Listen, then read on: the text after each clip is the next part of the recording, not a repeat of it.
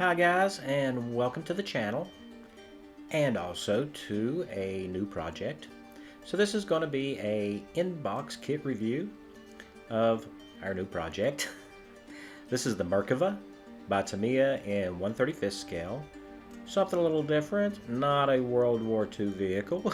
So this kit was released in 1983 and this is the reboxed version.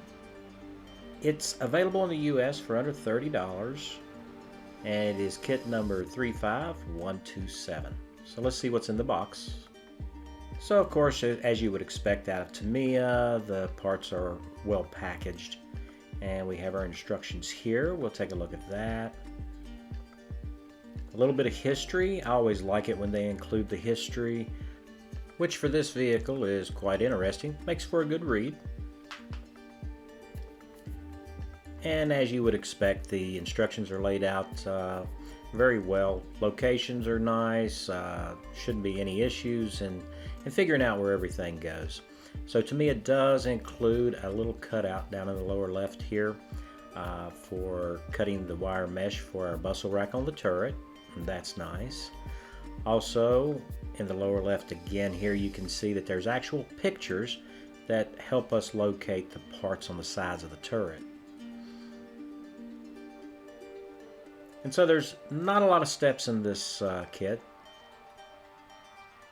Easy to read. And of course we have our color schematic and layout for our decals. Now Tamiya also includes this warning about burning sprue. Oftentimes we stretch sprue for antennas, so make sure you read your warnings. So the lower hull is a bathtub style, and as pretty indicative of the 1980s and 70s, you know, the battery operated motorized versions. So this is that type of hull. Detail on it is nice and sharp. As here you can see that there is a rear hatch on the lower hull. Now the only thing I really don't like about it is that the shocks are molded in. I think it would have been nice if those would have been separate, but it's what we got to work with. Next is sprue A. This sprue contains all of our road wheels and suspension components. As you can see here, the bogies are a double coil style, coil spring style. And the road wheels have really nice detail. You can easily see the hub caps and the lug nuts. Nice and sharp. We also have our idler and our drive sprocket.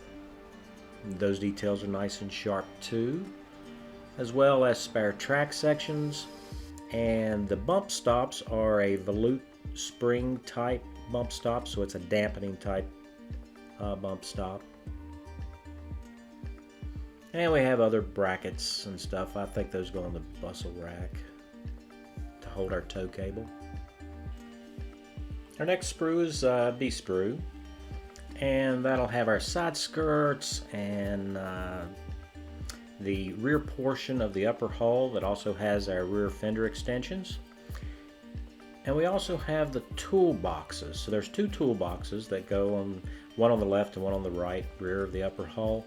Really nice latch detail and handle detail. There's also, you can see a rear toolbox. So this kit has the tow cables here, which are questionable. It's about all I can say for that for now. Here we have our main armament. It's a two-piece gun barrel or gun tube, and it has the thermal shielding on it. That'll be interesting. Shouldn't have any fit issues with it. And here we have our final drive housings and our slack adjusters.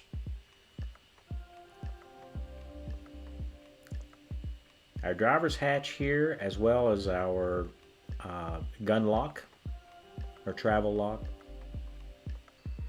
We have one figure included in the kit, and you can also see some vents for the upper hull and some of the detail there on our side skirts. Side skirts look nice. They also have the flaps molded in.